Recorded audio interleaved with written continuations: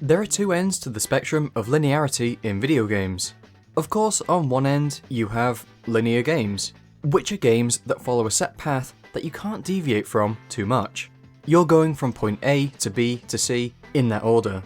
Think games like Portal, Super Mario Bros., or the slew of corridor-esque story games. Now, on the other end of the spectrum, you have non-linear games. These are games that present the player with multiple paths, or sometimes it's less of a path and more of a field that you can run around in. You don't need to do anything in a set order, and sometimes the ending will be different depending on what you choose to do, if there even is a real ending. Think games like Stardew Valley, Super Mario Odyssey, Cities Skylines, or Minecraft. But in reality, most games aren't going to fall under the binary, linear, or non-linear labels, and will sit somewhere on that spectrum.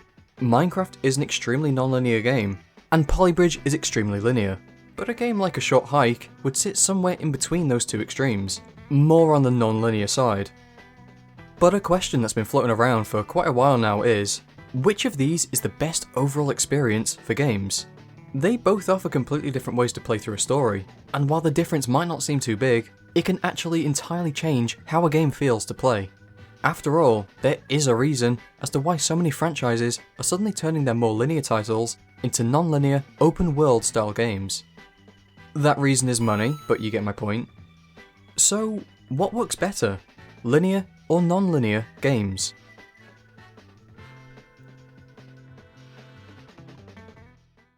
Linear games are often slated as these interactive movies, and in a lot of cases, it's kinda true. When you have a really in-depth story, the best way of telling it can usually be through lots of cutscenes and very restrictive gameplay in a confined space. But it's pretty obvious that this isn't the best way to actually play through a game. I mean, at that point, just go watch a film. But I feel that this is a bit more of a stereotype than an actual truth about linear games, while also completely forgetting that not every linear game is even that story-driven. I mean, take any game that's just a collection of different levels to beat. Those are just as linear as a AAA corridor simulator that'll throw a few baddies at you to shoot. Taking a look at some of those level-based games, like any of the 2D Mario games or Polybridge, it's the linearity that actually helps them control the player experience. You can't play through a level and then think, not too bad, I'm probably good enough to take on the final boss now. Oh shit, look at that. You have to go to the next stage, which will ramp up the difficulty a little bit more, or introduce new elements of gameplay in a way that feels very natural.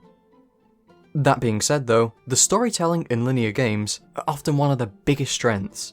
In a non-linear game, you're not particularly confined to one set path to make it through the game, and so a lot of stories are pretty difficult, if not impossible, to tell through this medium. But a linear game has full control of whatever you're going to do and see next, and so it can much more easily weave the story and gameplay together to create this seamless experience. Take Celeste for example. It's a pretty linear game in that you have to progress through each chapter in order, no way to skip through it. And within those chapters, you might get a few side rooms and extra places to look around in, but you still have to go through all of the main rooms one after the other. It all sort of stitches together in a way that makes you forget that you're getting through each room as if it were a different level. And at first you don't really realise that there is going to be a fleshed out story to the game. But once you get to a certain point, the game can start to sprinkle in more and more of the game's narrative. And as you progress, you start to get more of an idea of what's going on with the different characters and the different arcs. But imagine if you could just avoid this, or see it in a different order. It just wouldn't work, because the gameplay is so involved in the story in a way that gives you even more incentive to beat the stages to see what's going to happen next, while also influencing what the levels are going to include. Celeste's story is one that just fundamentally wouldn't work in a less linear game where you didn't have to beat everything in a certain order. Imagine if you could just pick from a list of stages, and suddenly you're in this situation, being chased by a character you've never seen before, or getting berated by a character that looks strangely similar to you, but I don't know, I guess we won't be getting an explanation for that. And worst of all, we didn't even get to meet the best damn character. Some other games that are pretty similar when it comes to being very story driven are Portal and Tomb Raider. Only this time, we're in a 3-dimensional environment, which is where a lot of these corridor simulator style games take place. However, both of these games decided to, be good games. And the story doesn't feel like it overwhelms the gameplay whatsoever. In fact, it actually complements it constantly throughout. Portal thrives because of how great its story and gameplay is. Neither one feels like it's bringing the other one down, and as one gets more intense, the other follows. The same goes for Tomb Raider really, but since this game feels a lot more action focused from the start, as well as having these much bigger environments to move around in, we almost feel like we're actually in these environments and have to make important, split-second decisions. Another game that is similar to this is It Takes Two, which does have a lot of cutscenes in between gameplay that tell most of the story, something that can often negatively impact linear games. However, It Takes Two's cutscenes never seem to interrupt gameplay too much. They will appear after the action sequence climaxes to give you a chance to relax, and the gameplay will merge itself into the ending of the cutscene, so it all feels like one big flowing sequence. It Takes Two also doesn't rely solely on these cutscenes. The majority of dialogue between the two player characters, May and Cody, happens during the gameplay, which makes it feel extremely natural, and only enhances that feeling of you actually being a part of the story, rather than just watching it between levels. On top of this, linear games have much more control over where we are at all times during the game. So if it wants to teach us a certain mechanic, wow, look at that, what a coincidence, I have the exact right stuff here to learn about it. If Portal were a more open world game, a scary thought, it would be near impossible for it to teach us all of its mechanics properly. I mean, the game doesn't just take place in a controlled environment for story purposes, it's also because it can actually teach us what it wants us to know, in the right order. And because of these smaller and more controlled environments, sometimes this also means that there can be more time and money invested into having good looking graphics, as well as fleshed out environments, writing, and voice acting. Not that non-linear games can't have this, it's just a bigger task when you've got an entire world to fill. Of course though, linear games do have quite a few setbacks. As much as many games can avoid this, so many do just feel like these interactive movies, where you're going through some tight corridors as someone spews a bunch of dialogue at you. Like, come on man, just let me play the game. But even ones that aren't guilty of this can also struggle because of how the linearity sometimes feels like something you do, and then you're done, and then there isn't much reason to do it again. In a story game, this is pretty obvious. What incentive do I have to replay through a rich story if I've already done it? When I completed Old Man's Journey, I thought it was pretty excellent. The puzzle elements weren't too complex or annoying, and the story elements were really satisfying to play through. But when I was done, I was done. I'd beaten the puzzles, so they weren't going to feel much fun to play through again until I'd eventually forgotten most of them. And the same goes for the story. But even games that aren't story focused struggle with this. If it's a puzzle game, then I've already gotten the validation from beating them, and if I did want to replay them again, I'd have to forget how to. And in a platformer game, I've still got all that muscle memory and, again, the validation from proving that I can beat it. On top of this, linear games can often be much shorter experiences than non-linear games. This is mainly because of how non-linear games encourage a lot of experimenting and exploring different areas in open world settings, which can take a lot more time than just beating the level that is right in front of you. This is especially true to any sort of linear game that is mainly story focused, because a great story shouldn't really be dragging on for too long just to beef out its runtime, and you can often get through the story pretty damn fast. One of the biggest drawbacks for a lot of players when it comes to linear games though, is with the lack of freedom you have. One of the biggest appeals of gaming is that ability to escape into a different world, and for a lot of players, being able to escape into a crafted story is great. But for a lot of other players, the ability to create your own experiences and play the game how you feel at the time is what makes them so good. I think the reason that some of the 3D Mario games tend to get so much more praise than the 2D games is because they usually give the player so much more freedom in how they play. From choosing what level you want to play through to get stars, to even choosing which stars within that level you want to get while you're actually playing. Nothing there is predetermined, and the experience you get from that game sort of evolves naturally as you discover more and more while running around. Meanwhile, the 2D games give you very little options for what you want to do. I guess you can find some of the secret exits, or try a pacifist run or something, but the path to get to the end isn't going to differ each time as you play the game.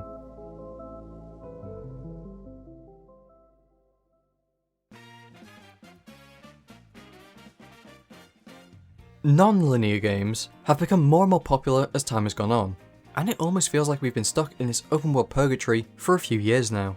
If there's one thing I love doing, it's running in a straight line. God, they know me so well. A non-linear game is often much more explorable than a linear game. and allows for a lot of freedom while playing since you're not as confined in what you do next. Super Mario Odyssey is one of Mario's least linear adventures.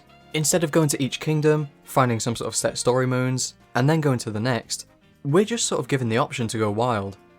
Go swimming with a giant fish. Throw your hat at innocent townspeople. Steal a motorbike. This isn't life advice, to be clear.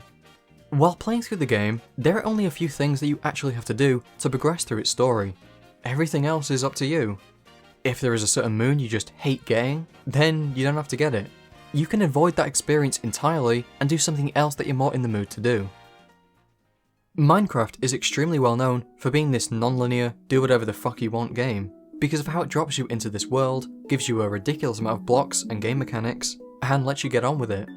There is so much for you to decide you want to do, and when I've played with friends, sometimes that means getting diamond gear and fighting the Ender Dragon, and sometimes that means putting on your Sunday best and getting some fishing done. A lot of the time while playing, I'll kinda come up with my own goals and objectives for the game. Sometimes this means I'll go on mining adventures, sometimes it means I'll go and make a nice structure, and sometimes it means I'll walk around aimlessly until I find something cool. Some non-linear games give us a lot of freedom, but in the form of choices rather than whatever we'd like. The Stanley Parable is a game where you play as Stanley, and everything you do is being narrated. Because of this narration, we naturally kinda want to see what happens when a character in a story doesn't follow what the story is telling them to do. And so, when we're met with choices, we have to decide whether we're going to go along with the narrator or do our own thing. As we keep making these choices, we either derail the story more and more, or we start getting a little bit more back on track. And the game will keep evolving with what we're doing, which leads to multiple different endings. The reason this sort of freedom is so great is that the story and the game is entirely in our hands. We have direct influence on what is happening, and because of that, we're so much more connected to the game. We are controlling what happens to Stanley. We are controlling what we create. We are controlling what moons to go for. And this also helps to create this personalised experience for each player that is moulded to fit how they like to play their games best. Replayability is something that, weirdly, feels a little bit less important nowadays because of just how many games there are to play. But regardless of this, some games are just too good to only play once. Non-linear games really do have such an advantage when it comes to replayability, because of how different the experience is each time. Instead of playing it through level by level, you're often playing through different elements depending on how you're feeling at the time. Stardew Valley is a game that I always just seem to come back to, and since its release, I've gotten super invested in it multiple times, and then eventually just stopped playing, just to pick it back up again and start a brand new farm. And absolutely none of those farms look vaguely similar to one another whatsoever. I'll always seem to play the game differently each time I come back to it, whether it be with different farm layouts, different spouses, or different focuses while playing. This is mainly due to all of the different avenues you can go down while playing, whether it's trying to complete the community centre bundles, make friends with the other townsfolk, or, you guessed it, fishing time. A Short Hike is another game that is pretty damn replayable for a smaller indie. Your main goal is to reach the top of the trail, and to do that, you have to get a certain amount of golden feathers to physically get there. But how you find these feathers is up to you. Some are just out and about, and others you can buy with the money that you find around the island. It's entirely your choice. And that, plus all of the cool stuff there is to do and find around the world, means that replaying the game doesn't feel like you're just doing the same thing as last time. Part of the reason they feel so replayable can also come down to their length. In many non-linear games, there is just so much to do, often in these big sprawling worlds that take a long time to fully explore, and for you to feel like you've truly completed them. In cases like Minecraft, you never will be able to explore every single thing because of how infinite the world is. Many linear games will be on a very level by level basis, and when you've beaten them all, you're done. The game is finished. But many non-linear games, like City Skylines for example, won't have that sort of thing. You might have different things that you need to do and different problems to overcome, but when you've done them, the game doesn't just finish and say, good job, bye bye. It'll just carry on until you make a new problem for yourself, or try and expand what you're doing. One of the main problems that many non-linear games seem to face is that there often has to be less emphasis on story because of how weirdly it has to be implemented. Whereas the gameplay and story can be much more easily woven together in a linear game, that just isn't possible in a non-linear one. And usually, you'll trigger story elements by getting to a certain place or completing certain tasks, but a lot of the time, these are blocks of story in between blocks of gameplay, rather than the two coexisting at the same time. For games like Stanley Parable, this isn't a big issue because it has a very meta story that we know we're breaking. But for others like Mario Odyssey, the story just acts as a bridge to get us to the next bit of gameplay more than anything else. The worlds in non-linear games can also often struggle with feeling empty and not being fleshed out in areas. This is mainly an issue with big open world games, because it's near impossible to fill out an entire world with interesting stuff and for it to not just feel like someone's gone crazy in Gary's mod, so there will be a lot of boring areas that you don't care about too much. Strangely though, there can also be a lot of filler content in these sorts of games, as a way to try and flesh out these worlds. Things like random side quests, or extra missions, or the freest moons imaginable. This really didn't feel that earned. And I mean, yeah, great, at least it's not empty, but some of these can be pretty boring and not particularly exciting. In some rarer cases, the progression and pacing of non-linear games can also feel a bit off too, because you're not doing things in the order that the developers were wanting you to do them in. But in most games, there is something in place to stop this from happening. Whether a game is linear or non-linear, it realistically should understand what it can and can't do, and play to its own strengths. For the most part, Super Mario Odyssey doesn't try and have this giant sprawling world. There are some kingdoms that suffer from what we've talked about, but taking a look at something like the Luncheon Kingdom, or the game's crown jewel, New Donk City, there is not a single area that doesn't feel interesting and fun to explore. And because of this, I don't think to myself that the game is just another walking simulator to get me to the next interesting area, because practically all of the areas are interesting in the game. Stardew is another good example of this, because there just isn't a single place that I can think of that I will find bland or boring, and that's including the areas that are just filled with nature. Every single area of this game has so much detail in it, and for the most part, there's something fun to do or something cool to find, which gives that area a reason for existing. And when it comes to linear games, Portal never feels like I could just be watching a movie instead. It actually feels like I'm a part of this narrative and involved in everything going on, because of how well the story is integrated in with the gameplay. Celeste does this too. It never takes me out of the gameplay for too long, but I'm also not waiting for ages to get to see what's going to happen next. So it's mainly down to how the actual game is designed. At the end of the day, every game wants to be the best version of itself that it possibly can be. And so avoiding potential flaws is just as critical as focusing on what will make the game the perfect experience.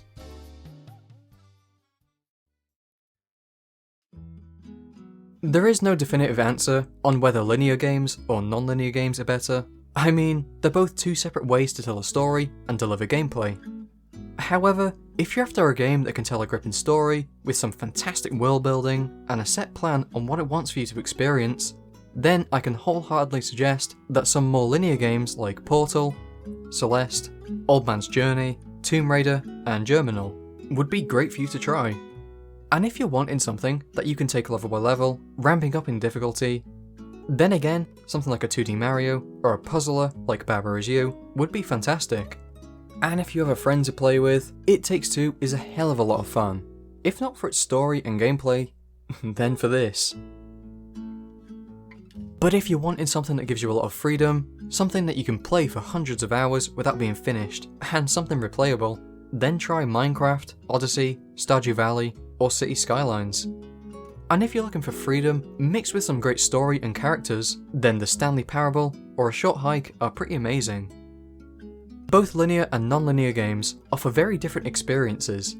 There is a lot of talk on both linear and non-linear games supposedly being bad and pointing out some examples, when in reality, that's fairly narrow-minded, because just look at some of the great games that both styles have got. These are games that just wouldn't be possible if done differently. So in my eyes, there's enough room for both linear and non-linear games on my shelf.